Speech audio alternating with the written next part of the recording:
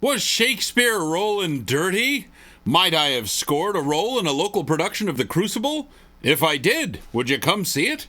For August 14th, 2015, from the stylish high-tech underground studios of Ribbit Media in unusually pleasant Cranston, Rhode Island, this is NewsUndies.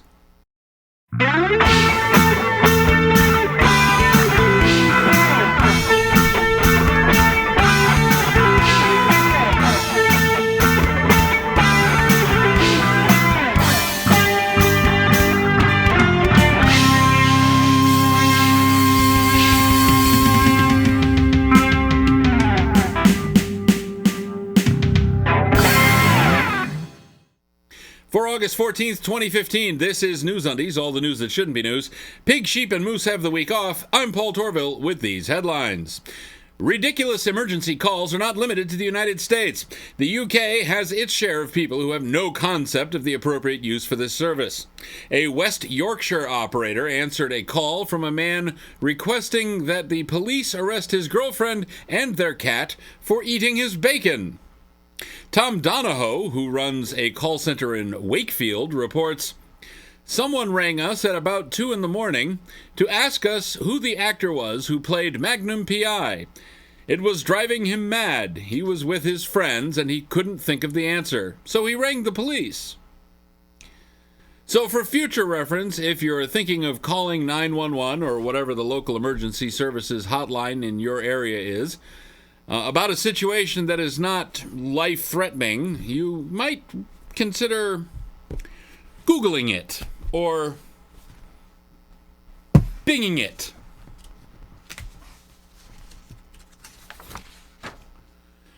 Not long ago, WorldNet Daily published a video on YouTube under the title, "Gay by Decree, the Top-Down Campaign Against Christians," wherein Dr. Paul Kengor explains to WND correspondent Michael Thompson how gay marriage is a burden on traditional Americans who are conservatives.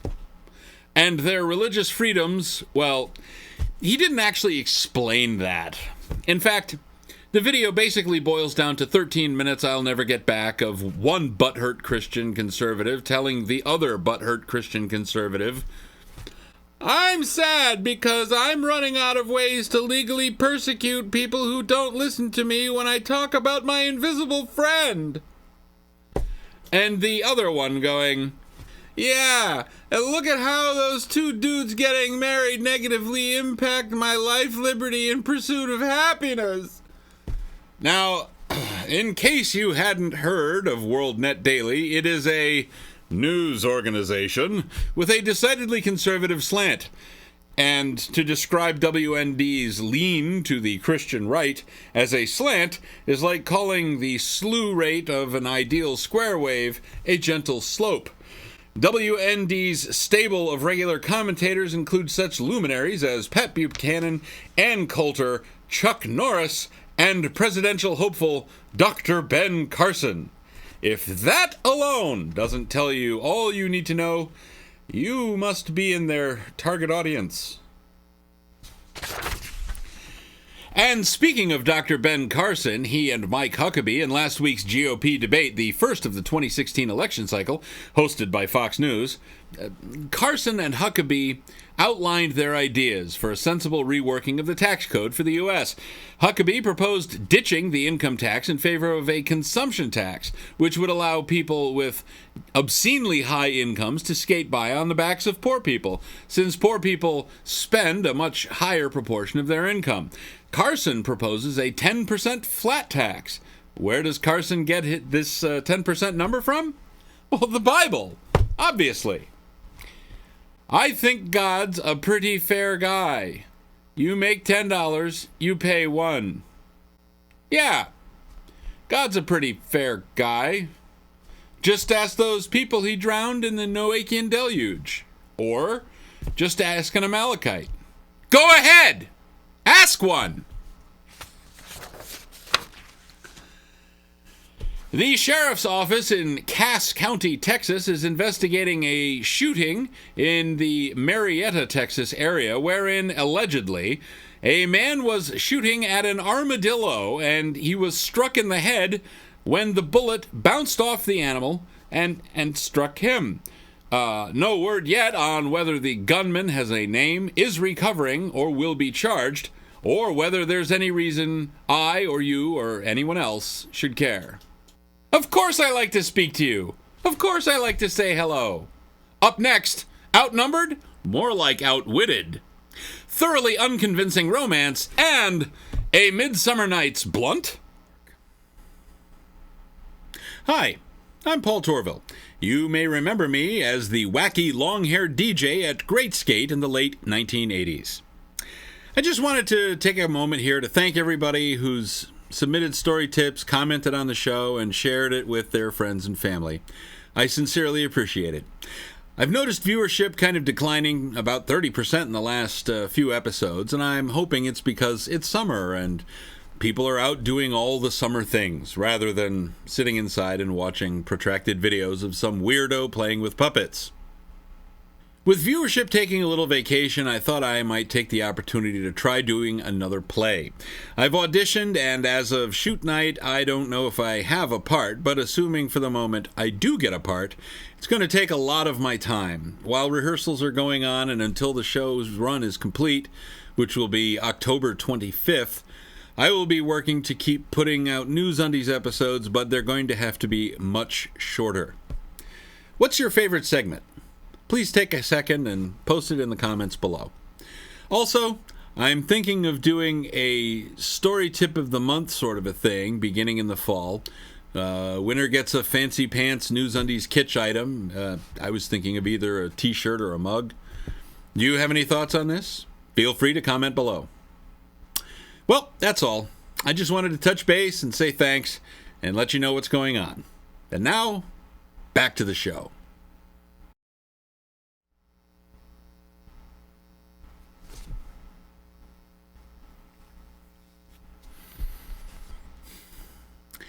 Directioners. The Fox News show Outnumbered rarely fails to provide a rich stream of WTF moments. The regulars on the show are, as far as I can tell, Christian conservatives, standard Fox News fare. The guests they have on, from what I've seen, are almost always line-towing naughty dogs. And then, Julie Rodzinski, a Democratic strategist, visited the show and really was outnumbered when she said, "I don't agree with the court. Separation of church and state means if you want to put 'In God We Trust' on a bumper sticker and put it on your car, great. Don't put it on the money. Don't put it on government property. Take it out of the Pledge of Allegiance." All the heads exploded. Ainsley Earhart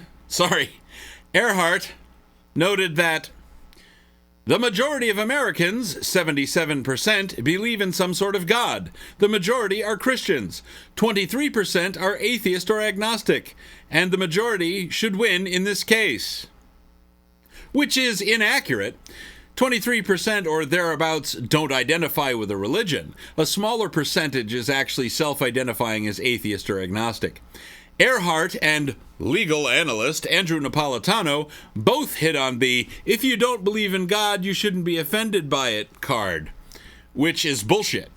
For the edification of the Fox News imbeciles and anyone else inclined to take them seriously, the problem is not that I'm offended by the word God, it's that it's an untrue statement that's being said about me, and I have apparently no avenue to correct it. Further, there is no credible, objectively verifiable evidence that a God, as Christians endorse the concept, actually exists, let alone whether it is worthy of trust. So, the four simple words, "In God we trust," on the money make two egregious errors, pit the government against me, and establish a tyranny of the majority, which the Constitution was established in part to disrupt. That's why I'm offended. You know, me, anyway. But Earhart was having none of it, saying, "What about the majority? I'm so tired of protecting the minority. What about the rest of the country? 77%! Then Andrea Tantaros chimed in, "Yes, girl, the tyranny of the minority," said the woman of Greek descent with the autistic brother and the half-Mexican boyfriend. "Yeah! Fucking minorities! Getting all the breaks!" Completely unfounded supernatural beliefs continue to make the United States among the most embarrassing developed Western democracies to live in. Don't believe me? Try these little nuggets on for size. Rashida Chowdhury of Queens, New York, threw her 1-month-old baby out a 4th-story window, claiming the baby was possessed by spirits. Chowdhury is being charged with 2nd-degree murder. Bob Dixon, a Republican state senator from Missouri, has decided to run for the state's upcoming gubernatorial race. One attribute Dixon mentioned in his announcement press conference was that he has been a strong supporter of so-called traditional marriage for 23 years. What Dixon did not disclose in the press conference is that prior to what has only been described as a religious experience he had in 1988, Dixon had lived as a gay man for 5 years. Since then, he has married a woman and sired 3 children with her. As you do. The Raw Story article covering this shows a picture of Dixon standing next to his wife with a posture which says to me, "Huh? See? I married a woman. I'm a perfectly respectable Christian conservative Republican and an entirely electable person in Missouri." But his eyes kind of say, ew. The flock at The Christian Church in Myrtle Beach, South Carolina, got a dire warning from their pastor, Danny Banks. Banks warned that if parents allow their children to participate in public school sex ed classes, it would be equivalent to letting them play with rattlesnakes and cobras. It seems that old Danny has forgotten his Bible. Mark 16:18 says, "They shall take up serpents, and if they drink any deadly thing, it shall not hurt them." So, I don't really see what the problem is. Shoot, a fella could have a pretty good weekend in Vegas with all that stuff. Still to come, it's your celebration. Do it your way, I guess. And South African? It can be hard to think rationally when a loved one passes away. This can be especially true in the event of untimely death or when religious or cultural traditions demand quick interment of remains. Blue and Flatley Funeral Homes are here to ensure your needs are served in the most efficient and profitable way possible. At Blue and Flatley Funeral Homes, your money is very important to us, and we want to make sure we do everything you can afford to put your mind at ease. Blue and Flatley, profiting from the misery of others since 1883. Well, it's 70 years now since the end of World War II. Different people are commemorating the event in different ways. The Japanese cities of Hiroshima and Nagasaki, for example, held solemn remembrances for the hundreds of thousands killed when the U.S. dropped nuclear bombs on those cities. Rhode Island maintains a weird, anachronistic, and slightly offensive holiday. And North Korea, well, they set their clocks back a half hour. Apparently, it's really stuck in the craw of the leadership of the DPRK that when Japan colonized the Korean peninsula, they put it on Japan time. To celebrate the 70th anniversary of the end of Japanese colonial rule, and to rub it in the face of the Japanese, North Korea decided to screw up its train and bus schedules. Well played, Kim.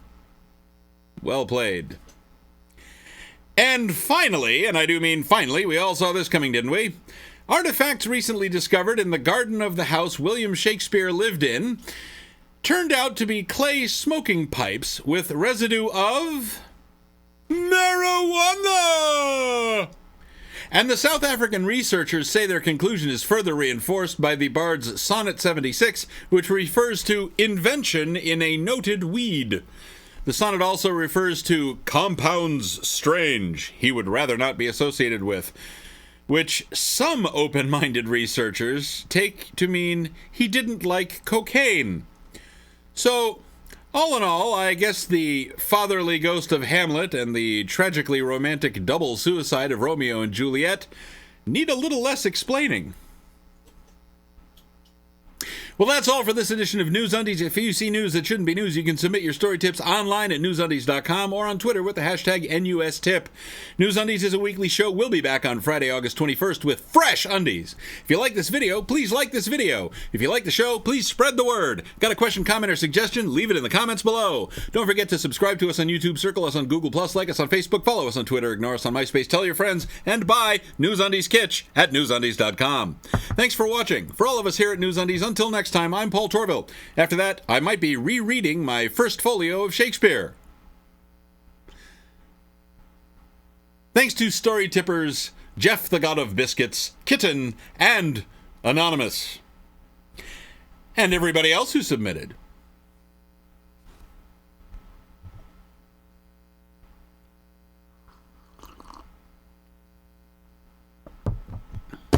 Bam!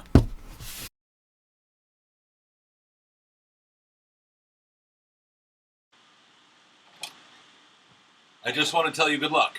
We're all counting on you.